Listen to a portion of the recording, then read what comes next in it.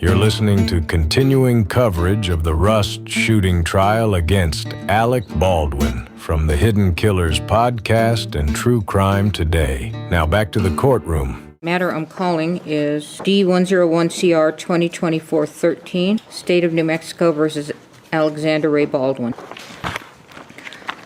All right, jury. What do you do? Oh, I have it on. So I have already sworn you in, if you'll recall, yesterday. Okay. And now I'm going to explain some trial procedure. First of all, I want you to know this trial is being filmed, but you are not being filmed, and you will not be filmed at all within the courtroom, okay? All right. So I'm going to, this is a criminal case, as you know. I'm going to reread the grand jury indictment. It's very formal, so we'll go with that.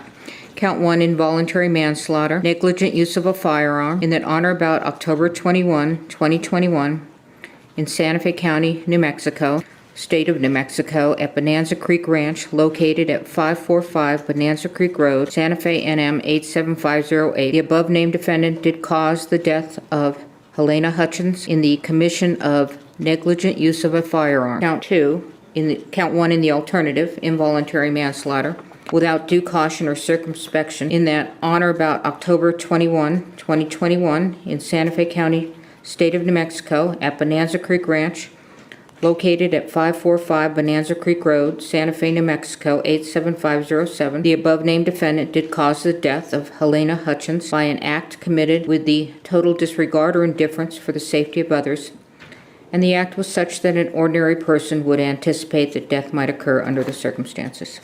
Again, Mr. Baldwin is presumed innocent. The burden is always on the state to prove guilt beyond a reasonable doubt. What I say now is the introduction of the case and the instructions. All right. Along with those instructions previously given, these are preliminary only and may be changed during or at the end of trial. First of all of you must pay close attention to the evidence.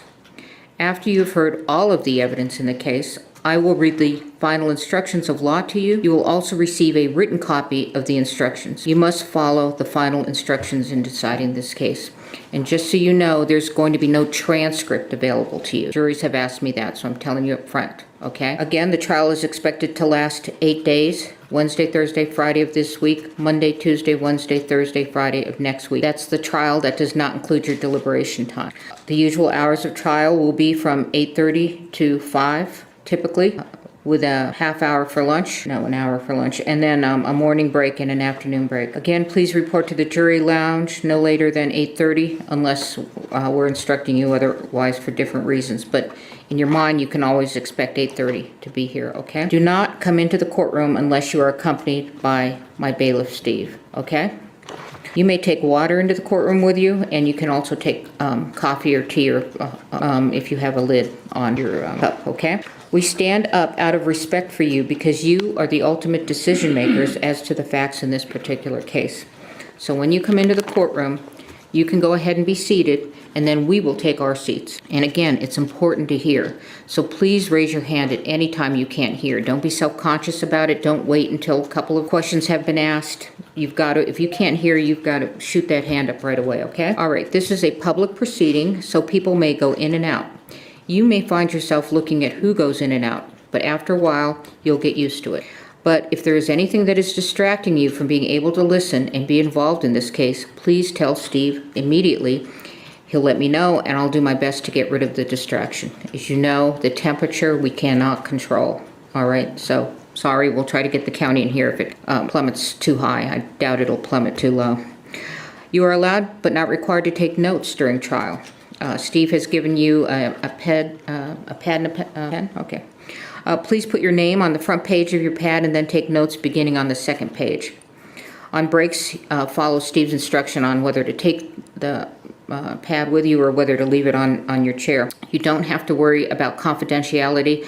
They'll be locked up at night, and when the trial is finished, they'll be shredded. Okay? Don't let your notes take the place of your independent memory of the evidence.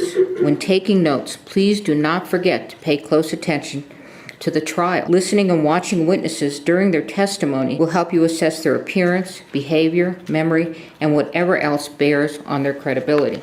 Let's go through the order of trial for those that have not engaged in a criminal trial before? A criminal trial generally begins with the lawyers telling you what they expect the evidence to show. These statements and the statements made by the lawyers during the course of the trial can be of considerable assistance to you in understanding the evidence as it is presented at trial. Is there something distracting you, juror? I'm talking to the other one. Okay. Statements of the lawyers, however, are not themselves evidence.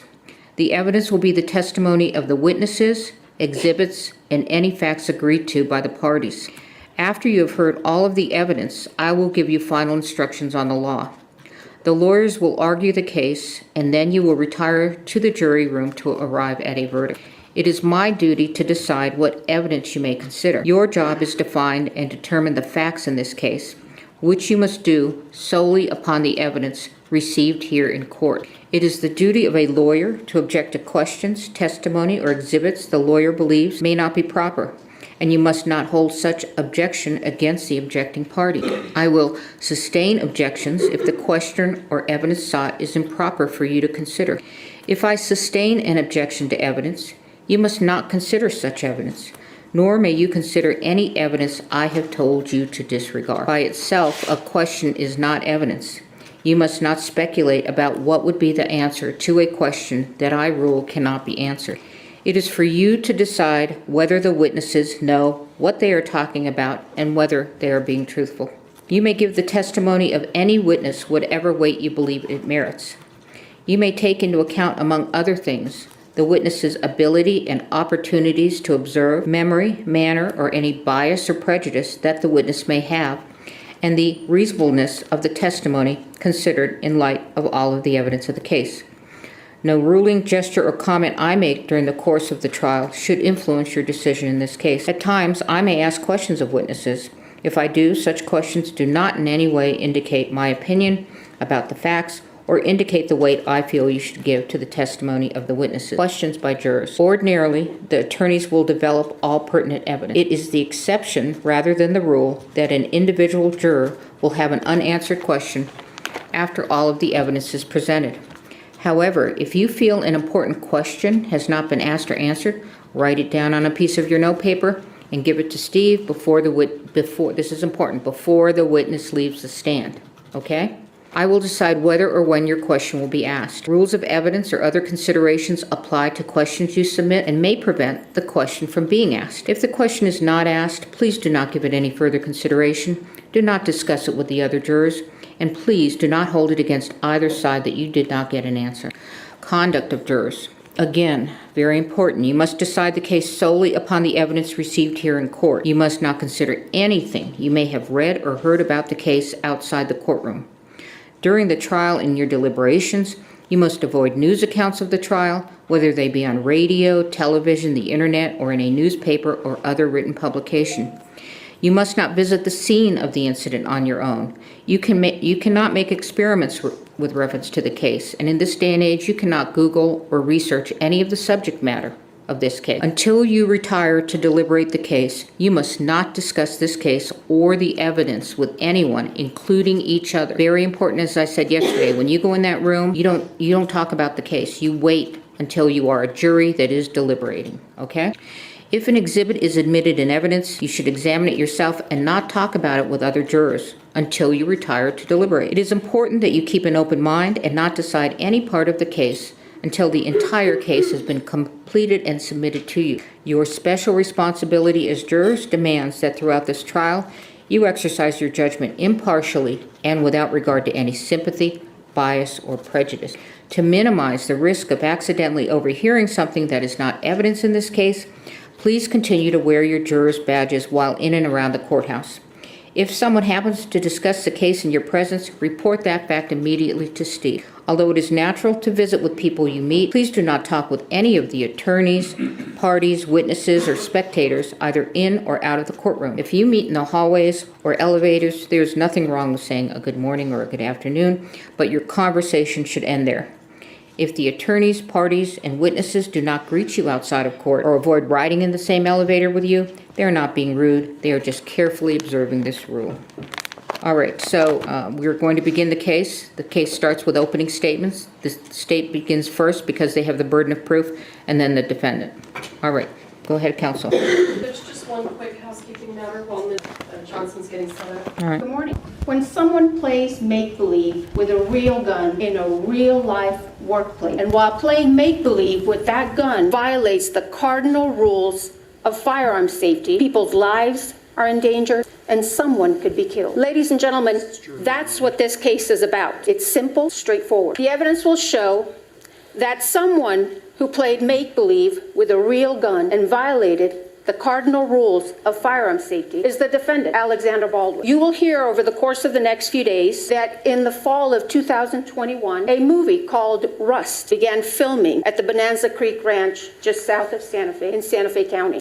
You will learn that this movie was a Western with a lot of gun action. And while it was a movie set, it was a real-life workplace for many people. But you will hear this workplace was on a tight budget. And you will learn that some of the people who were hired to work at this workplace were very inexperienced. And one of those was the armorer, a very young woman named Halyna Gutierrez Reed.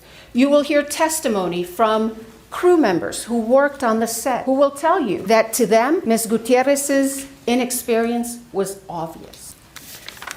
You will also learn that this workplace has some talented people. And one of those was the director of photography, a vibrant 42-year-old rising star named Halyna Hutchins. You will also learn that the director of this film was Joel Souza, another talented individual who cares deeply for his projects. The evidence will show, ladies and gentlemen, that like in many workplaces, there are people who act in a reckless manner and place other individuals in danger and act without due regard for the safety of others. That, you will hear, was the defendant, Alexander Baldwin, the lead actor on this film. You will learn that this movie began filming on or about October 6, 2021, but the defendant did not arrive on set to begin working until about October 13. And you will learn that prior to arriving on the set to work, he requested to be assigned the biggest gun available.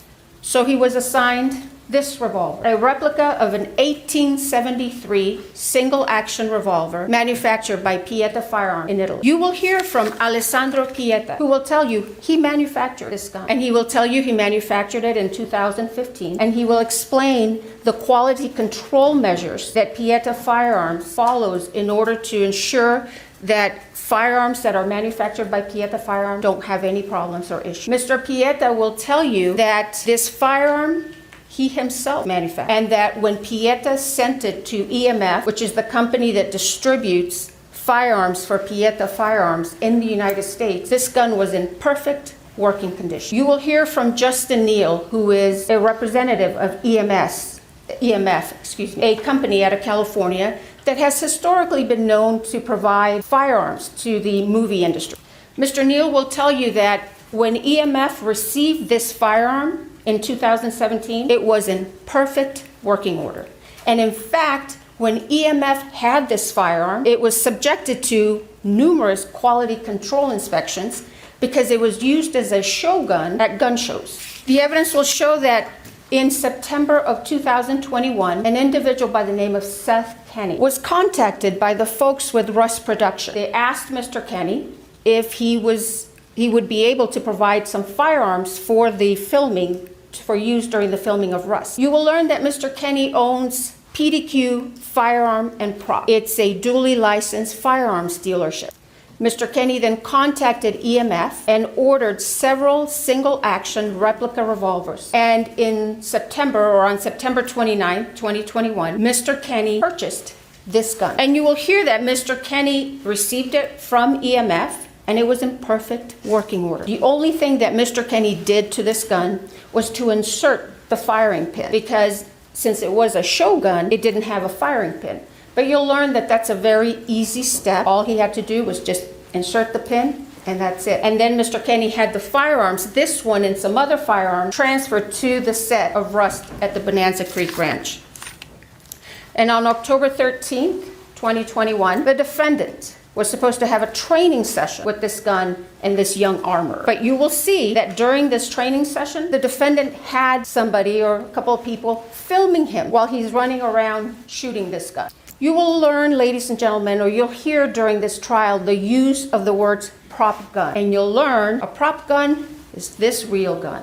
It's not a toy. It's not made of rubber. It's a real gun. You will also see evidence, ladies and gentlemen, that during the days before that fateful October 21st day, the defendant handled this firearm multiple occasions. You will see video footage of the defendant firing this firearm, working perfect line. But you'll see evidence, ladies and gentlemen, that each time the defendant handled this firearm, he did not do a safety check with that inexperienced armorer. And you'll hear that the reason he didn't do a safety check is because he didn't want to offend her. The evidence you will see will paint a real-life picture of a real-life workplace where this defendant mishandled this gun. You will see him using this gun as a pointer to point at people, to point at things. You will see him cock the hammer when he's not supposed to cock the hammer. You will see him put his finger on the trigger when his finger's not supposed to be on the trigger.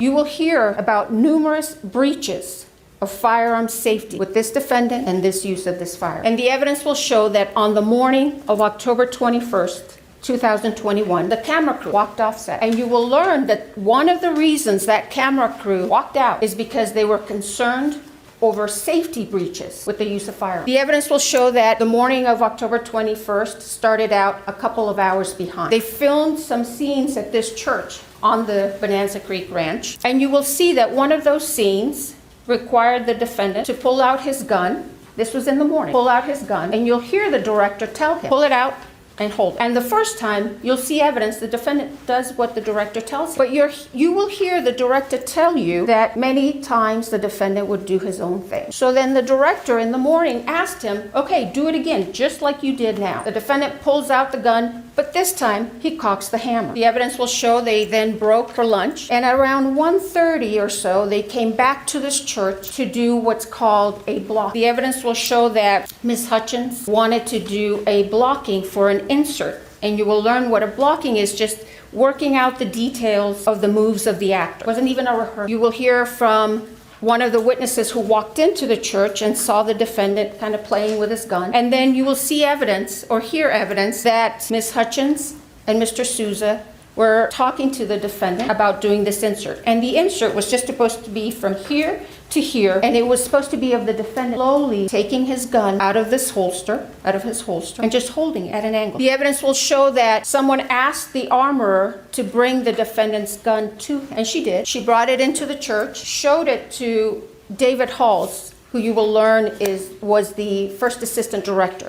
The gun was in. Ms. Gutierrez then handed the gun to the defendant. But then you will hear that Ms. Gutierrez was given the gun back, and she took it and loaded it with dummy rounds. And what you will learn is that dummy rounds are inert rounds. They look like real rounds, but they are very easy to tell that they are not because they'll rattle. Ms. Gutierrez then went back to the church, showed the revolver to the first assistant director very fast. They only checked about 3 rounds, very quick. And they missed 1 round. You will learn that one of the rounds in that revolver was a real round. And the evidence will show that Ms. Gutierrez then handed the gun to the defendant. And what you will learn is that once again, the defendant failed to do a gun check or a safety check with this armor. So he takes the firearm, puts it in his holster. Then Ms. Hutchins and Mr. Souza were doing this blocking. And the evidence will show, ladies and gentlemen, that the defendant again did his own thing. You will hear from an individual by the name of Kent Jorgensen. Mr. Jorgensen will tell you that he's been involved in drafting and revising movie set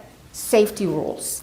You will learn that these movie set safety rules require actors like the defendant to treat every firearm as though it's loaded, to never point a firearm at another person, and to never put your finger on the trigger unless you're prepared to shoot or to destroy whatever's in front of you. The evidence will show that on October 21st, 2021, after that lunch break, the defendant once again violated those set safety rules.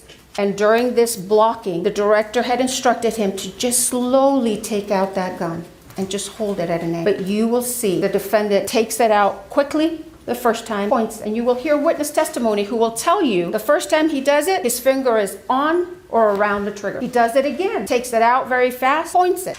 And once again, you will hear testimony that his finger was on or around the trigger. And the evidence will show that that third and fatal time, he takes it out once again back, hammer's cocked, he cocks the hammer, points it straight at Ms. Hutchins and fires that gun, sending that live bullet right into Ms. Hutchins' body. You will learn that this bullet was a .45 caliber round that entered Ms. Hutchins' body right underneath her right underarm. It perforated her right lung. It traveled through her spine, lacerating her spinal cord, and then it exited on the left side of her back. That bullet then went into Joel Souza's right shoulder, and it came to rest in his back, from where doctors removed it once he was transported to St. Vincent's Hospital here in Santa Fe. You will learn, ladies and gentlemen, that Ms. Hutchins did not have the same fate. You will see the aftermath of the shooting, and you will see medics frantically work to save Ms. Hutchins, to stabilize her, to transport her, to airlift her to UNM Hospital. But the damage from that bullet was too much. Ms. Hutchins succumbed to her injuries and bled. The evidence will show that meanwhile, after the shooting, the defendant began to claim he didn't pull the trigger. The evidence will show, ladies and gentlemen, that's not possible. You will hear from Mr. Pieta himself, who will tell you that gun will not discharge without a pull of the trigger. You will hear from firearms experts who will tell you that gun will not discharge without a pull of that trigger. The evidence will show that law enforcement officials arrived at the scene on October 21st after the shooting and immediately took this gun into their custody. Then later, they asked the FBI for assistance in processing this gun for forensics and examination. You will learn that the gun and some ammunition that was taken from the set and from PDQ arms were sent to the FBI for analysis. You will learn that the gun first went to the DNA section of the lab, where a DNA analyst found the defendant's DNA on this gun, and then the gun was transferred to the firearms and tool mark section of the lab, where a firearms examiner examined this gun very carefully and closely. Bryce Ziegler, who is the firearms examiner for the FBI, will tell you that when he received this firearm, he first examined it. He didn't see any defects, didn't see any modifications.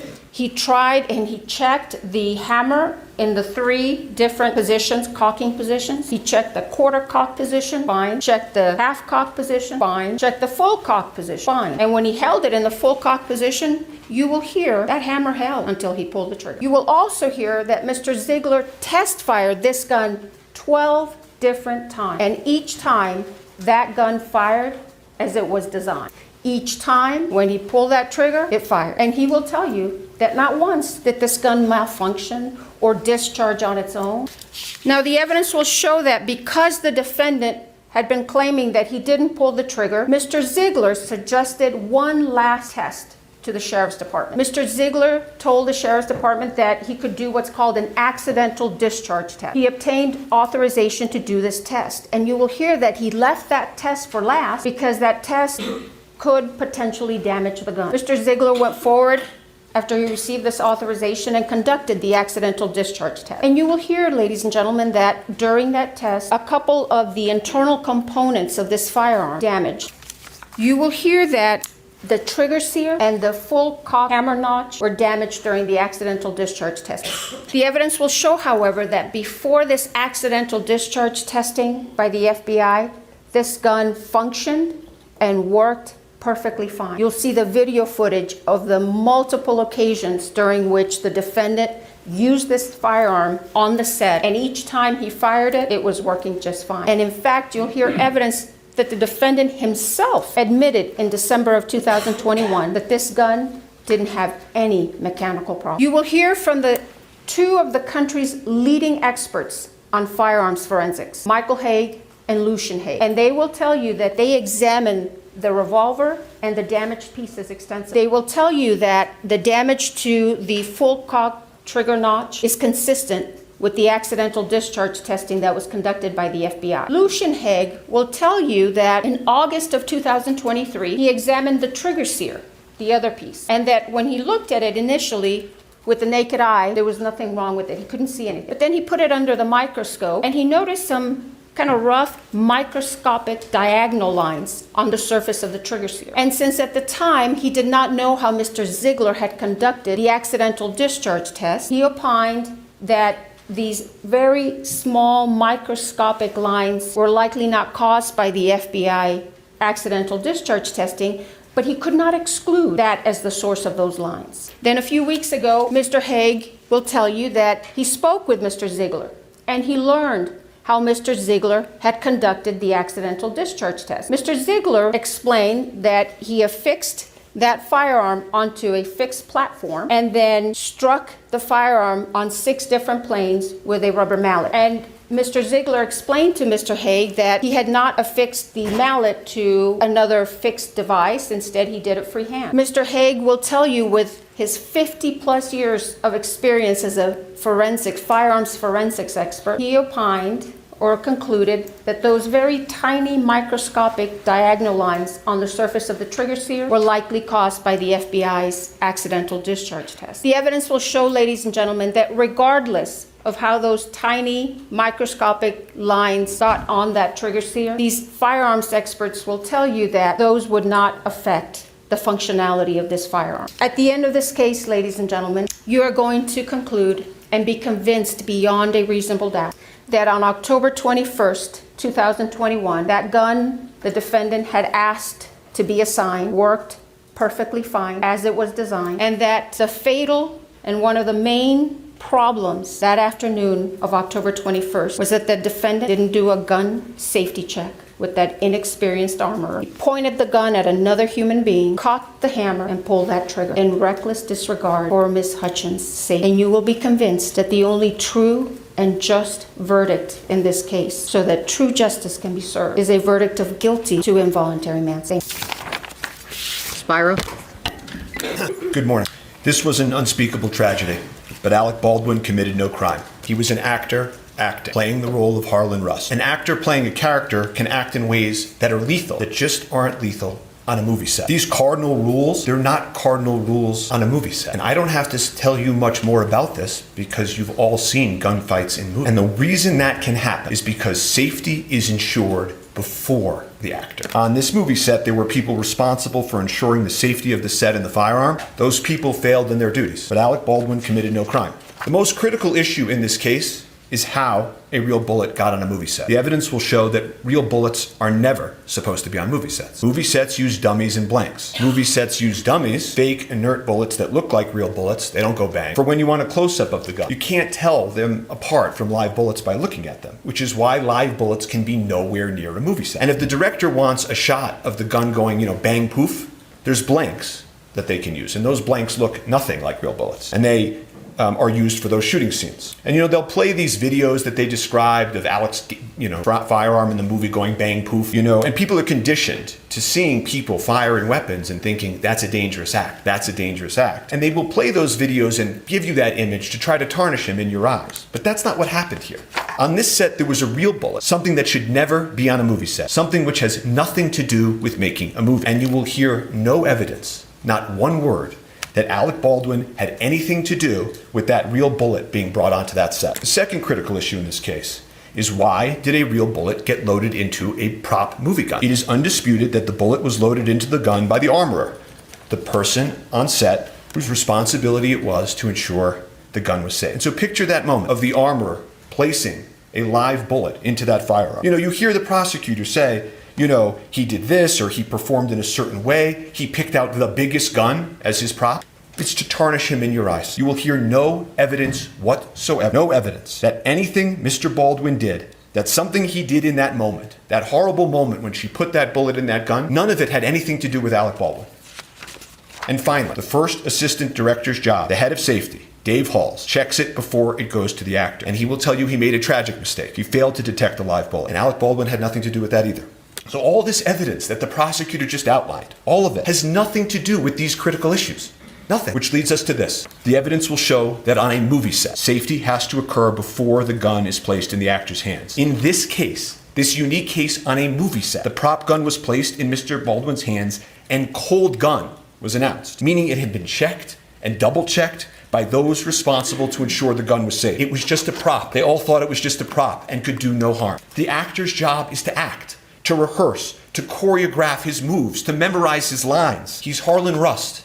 He's an outlaw running for his life, who in the incident in question, he's pulling a six-shooter to try to defend himself. That's why the gun has to be safe before it gets into the actor's hands. His mind is somewhere else, in the being of another, a century away, an outlaw. He must be able to take that weapon and use it as the person he's acting would, to wave it, to point it, to pull the trigger like actors do, in ways that would be lethal in the real world, but are not lethal on a movie set. And I'm going to show you that scene now before, and if we could just play action.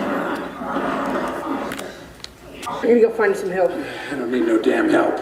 You're gonna die if I don't. He's wounded and on the run. Play again. Continue.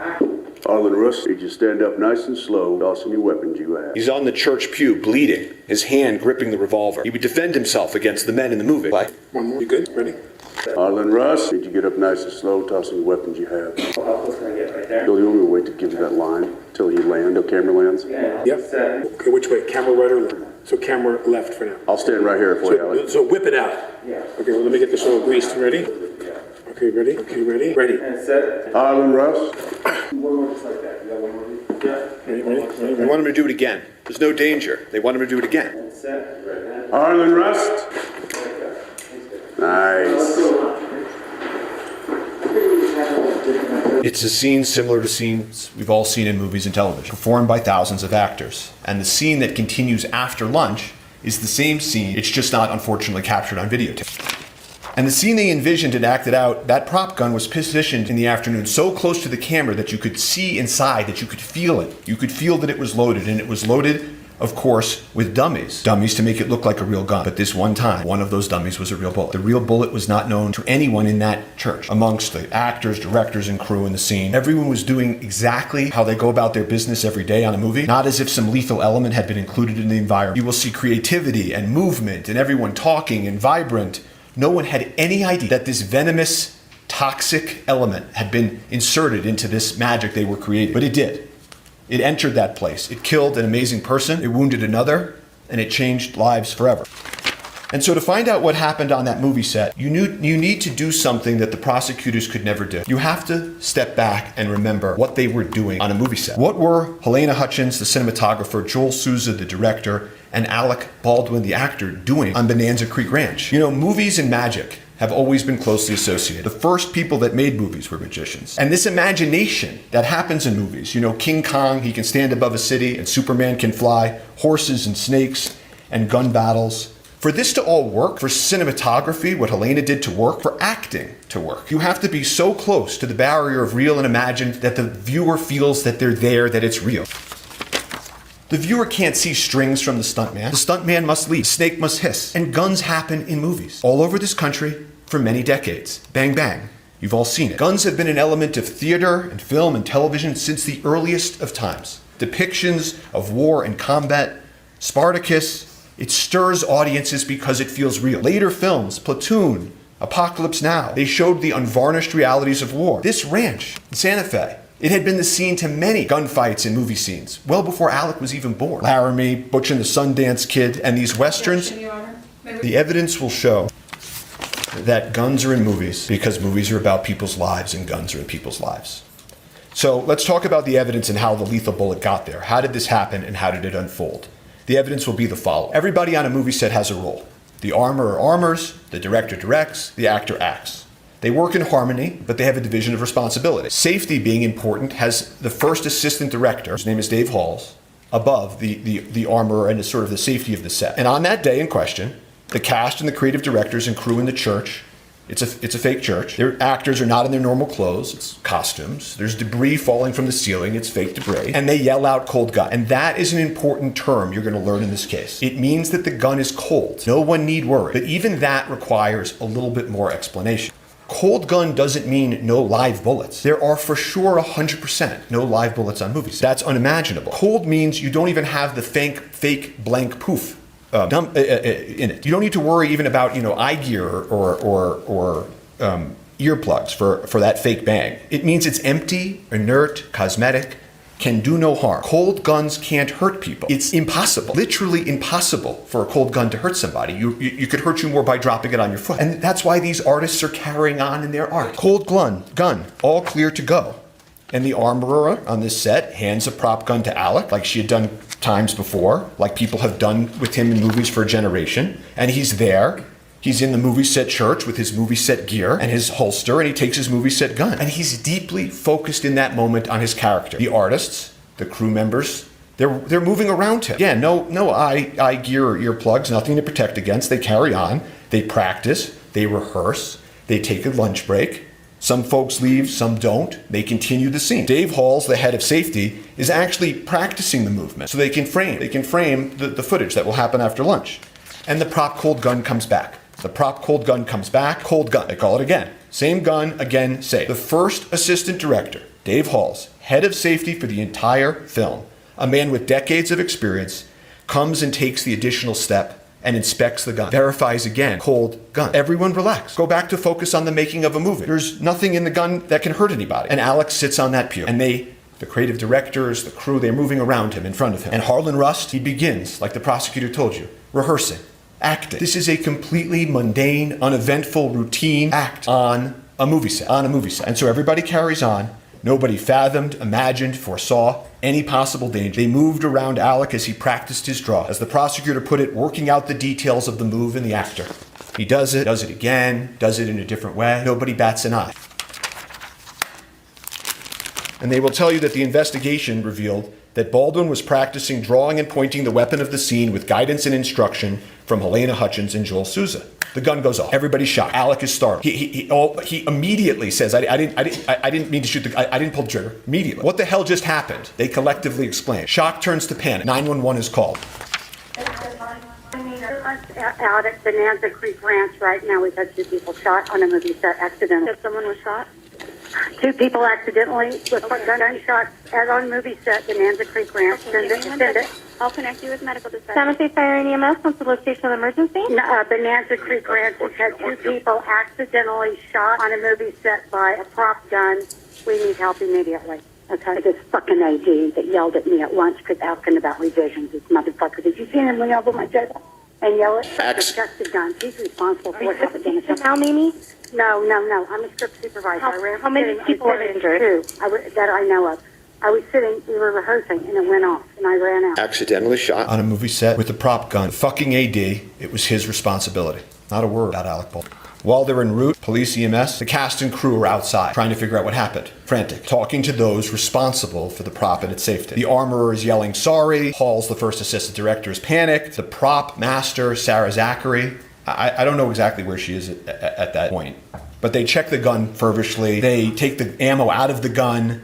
They look at it, what the heck happened? They go back to the prop cart that houses the ammo. They're touching the gun and manipulating the gun, emptying it. They go and move some stuff off the prop cart, trying to figure it out. Sarah Zachary, the head of props, will tell you she threw some stuff out. And eventually, of course, EMS and police arrive pretty soon thereafter. And Halyna Hutchins and Joel Souza, the director, are transported to the hospital where Halyna tragically passes away. And I'm not going to be asking questions about her condition after she was wounded or the medical interventions that followed. Her injuries, the efforts to revive her, are not in dispute in this case. The evidence will be there. The prosecutor may present some of these emotionally charged images, but we're not going to be asking questions about that, and it's not an issue in dispute in this case. You jurors are allowed to ask yourselves whether or not that should be the focus or the focus should be the evidence. So police enter the scene. They have lapel cameras. Thank God they have lapel cameras. You want to see what happens? The evidence will show you can play the videotape. Want to see if they take the right gun? Play the videotape. Want to make sure what the people said or did they're remembering correctly? Play the videotape.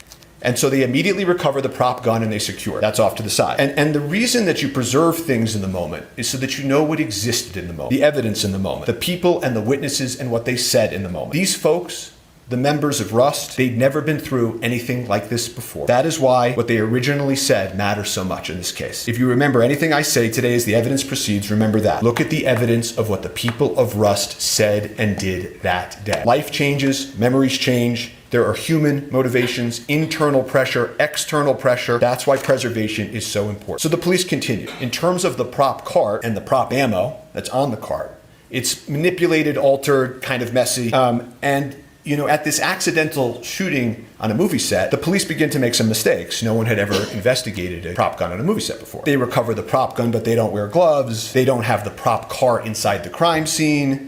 Someone moves it onto the crime scene. People start touching it and showing, okay, this is a dummy, this is a blank. And then they make another mistake that matters in this case with some more significance, which is that they don't secure the prop truck that houses the car. See, that cart that they roll off comes from a truck where all of the ammunition, all of the firearms are, and that's where they're stored. They don't secure the prop truck for several days. And then the prop house that supplies the truck that supplies the cart, they don't secure for over a month. A lot of mistakes. They had never investigated a case in a movie set. But they had the prop gun. That was key. And so they needed to figure out where the live bullet came from. They had the shell casing, Starline brass. That's the sort of make. You'll hear that phrase, Starline brass. And the police were right to focus on that. That was the lethal element. And so they work outward. Makes good enough sense. Folks around the ammo and the gun to be interviewed at the precinct. The armorer at the precinct. She loaded the live bullet. Halls, head of safety, he double-checked. And Alec walks up to the police. You'll see this early today. And he says, I'm here, whatever you want to do, whatever you need me to do, just tell me where to go. And Sarah Zachary, the prop master who threw out the stuff at the cart, they missed her that night to bring to the precinct. But the rest of them at the precinct. And thankfully, we have the lapel cameras. And then they cleared the gun outside after his request, and I witnessed them clear it and saw the bullets. Okay. So only one was, the one that was missing, the one that fired, we don't know, but all the other ones were proper. I can pause this. I can turn this off. That was just a quick snapshot of the scene. Let's approach it. They consent. The remaining witnesses from inside the church are interviewed on the scene. They're interviewed with lapel cameras. They're interviewed by the lead detective, Detective Connell. And those witnesses, some of them will come in here and testify. And not a single one of them will tell you anything different than what I'm about to tell you about the evidence. The gun was double-checked, verified it was a cold gun, not an actor's responsibility to check. Safety was ensured before. Alec was doing his practicing, his rehearsing, his movements. People manipulate and point guns on movie sets. The gun went off during the rehearsal. No one saw him intentionally pull the trigger. It was obviously a tragic accident, but Alec committed no homicide. Alec took the gun from those charged with its safety. He did not tamper with it. He did not load it himself. He did not leave it unattended. It completed his costume and his character. It was an actor handling a prop and integrating it into the character of Harlan Rust. There was a dedicated professional there, off camera, whose sole sacred responsibility was that prop safety. And Dave Halls, the head of safety, was there by her side. Everyone relied on that. And it was tragic that they let them down. He was just acting as he has done for generations, and it was the safety apparatus that failed them all. So law enforcement continues. They need to find the live bullet. That was the lethal element. So they, led by Detective Connell, execute a search warrant on the church. That's what law enforcement does. They immediately go to a judge. They say, this is what we need to do. They go into the church urgently before anything can be altered. They're confirming it was an accident, not a crime in the church. They search for guns and ammunition, videos and photos. There was no further answer in the church. They had the prop gun. They had all those witnesses secured. Their statements are clear. Alec had committed no crime, but the bullet was a mystery. And so they focus on the bullet, the critical, lethal bullet, and how did it enter the movie set. So they had the prop cart, and then they go do the warrant on the prop truck. And so at that point, and I'm going to put up a photo so that you can see who some of these individuals are. They're trying to figure out when they go to the truck, what is the source of the lethal bullet? And so they execute a warrant on the truck approximately a week later. The Seth Kenny that you heard about in the prosecutor's opening, the supplier for the set, he's there. Sarah Zachary, the prop master, she's there. And they walk through what's inside of the prop truck with law enforcement. But there's no answer to the lethal bullet. And you know, this case then takes on, all this pressure. The media begins swirling. Where is the lethal bullet? How did it get on that movie set? And what about that actor, Alec Baldwin, who had nothing to do with why the bullet got on the movie set? And so police and prosecutors, they work hand in hand, meeting after meeting, trying to find the lethal bullet, meeting with Seth Kenny, meeting with Sarah Zachary, the prop master, the supplier. Where is it? And about a month after the incident, Sarah Zachary finally sits down with law enforcement to answer some questions. And she explains to them that she threw away some stuff. She disposed of some stuff. And the prosecutors and police keep meeting, swirling media. And then at that point, they go to the last step, right? We've done the cart, gone to the truck, met with Sarah Zachary, and they go execute a search warrant on, as the prosecutor told you, PDQ. The prop house. And again, Seth Kenny's there to greet them, let them in, and they don't find the lethal bullet. They never did. And as things roll into police and prosecutors, cell phones and photos and forensics, looking for this shiny object, they found another shiny object. Instead of trying to find the source of the lethal bullet, they focused on Mr. Baldwin. But Mr. Baldwin was like every other actor. He goes bang bang in movies. He's told when guns are cold or not. He rehearses and acts as his character. Safety proceeds before the actor. Once the actor has the prop gun, he can handle it however a person he's acting as would. A properly cleared gun can't hurt anybody. And so they told you about some of the things that Alex said in the statements that they will take or picked out a few lines from. But he won't tell you anything different, that he took a gun loaded and cleared by the armorer and the AD. He made motions with the gun as he was rehearsing. He didn't intentionally pull the trigger. The gun just went off. And he does say, I didn't have a problem with the gun before.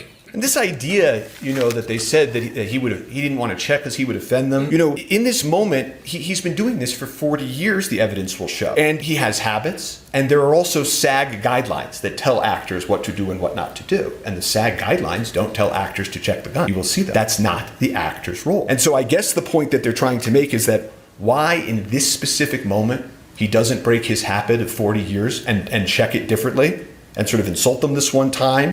If he had done that and started playing with the gun in that way, they'd be saying, arrogant actor, why is he doing that? So they will play these statements, Alec's statements. You're going to hear a man in shock and grief, a father, an artist, worried about his family. You hear he's, on one of the calls, he's going to meet with the decedent's family, the Hutchins family, and he's upset about that. He will talk to law enforcement. He will call them. He doesn't need a lawyer. He didn't commit a crime. He will call them and offer to meet and speak over and over again. And ask anyone in the acting world. Actors know. Actors rely on armorers and point guns and shoot guns. The Armorers Act, what they did is clear and proven. The head of safety, you will learn, took responsibility for his verification failure.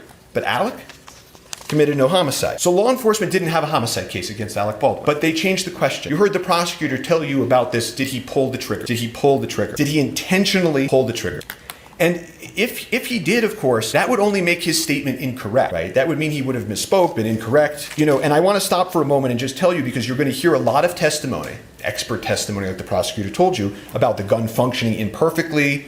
Did he let the hammer down when he cocked it? Did he hit the trigger? Did he, in a calculated manner, as the prosecutor made a motion, fire the gun like that? And when this issue is discussed, it's easy to sort of pull yourself into courtroom land and away from a movie set. On a movie set, you're allowed to pull the trigger. So even if he intentionally pulled the trigger like the prosecutor just demonstrated, that doesn't make him guilty of homicide. He did not know or have any reason to know that gun was loaded with a live bullet. That's the key. That live bullet is the key. That is the lethal element. But again, as the prosecutor told you, if they could prove that he intentionally pulled the trigger and he was imperfect, imprecise, wrong with what he said, then maybe you take that and you say he's lying. And if he's a liar, he committed homicide. And so what they do is they take the prop gun. They're blinded by the shot. They're blinded by trying to disprove Alec. They take it and they order a destructive test on the firearm. They order the FBI to take a test that they know will destroy the firearm. It's a pointless, unnecessary test where they blindly try to make this big case by taking a mallet and smashing the firearm.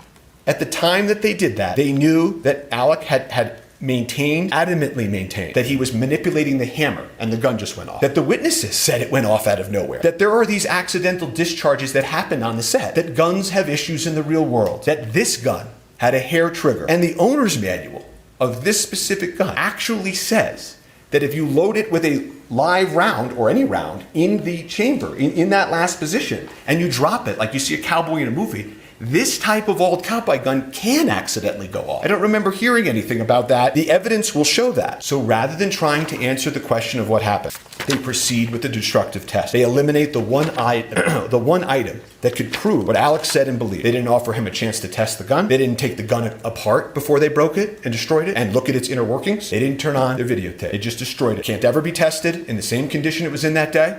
Won't ever allow Alec to show his truth. And the destruction of this gun that you will hear in this evidence is symbolic of this entire case. Because the officers will tell you at that point, they weren't really investigating. They were trying to disprove Alec, to get Alec to have this day. And so after the destruction of the firearm, they hired some expert witnesses you heard about to pick up the pieces, so to speak. And the state retained Lucian Haig, an expert with over half a century of experience. And he will come into court and he will tell you he's never seen anything like this in his entire career. They conducted a pointless test, a test that would lead to inevitable destruction of the firearm. There were other correct tests that they could have done to prove whether or not it could have accidentally discharged. None of the experts can test the gun in the condition it was in on the day in question. Why? Not because of something that Alec Baldwin or the crew members of Rust did. They were all clear. The gun just went off. But because of something that law enforcement did. And they deprived him of that opportunity. However, Lucian Haig will tell you that in his analysis, he did find modification that he thought likely pre-existed the FBI testing. And what that modification means and how it impacted the gun is hard to perfectly know, of course.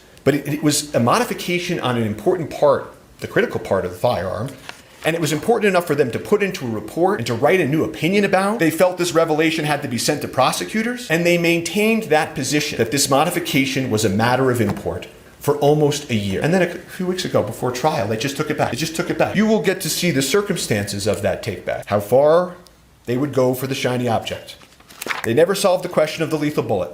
They destroyed the gun, and all they were left with is Alec Baldwin and the movie they intend to put on. But because they never solved the lethal bullet, they eliminated the prop gun. There will not be one witness, not one shred of evidence in this trial that Alec knew or should have known the gun was loaded with a live round. So they can't prove their high-profile homicide case. So they will proceed to then, here and now, tell you about other things, other evidence that you will hear that has nothing to do with what happened in the church on October 21st. That the movie set as a whole was improper or anything, that they hired the wrong armorer, I think I heard in open. The evidence will show that the armorer was hired by somebody else, trained by somebody else, had done gun scenes on Rust with somebody else before Alec even got there. She was the daughter and the apprentice of the most famous and well-respected armorer in Hollywood.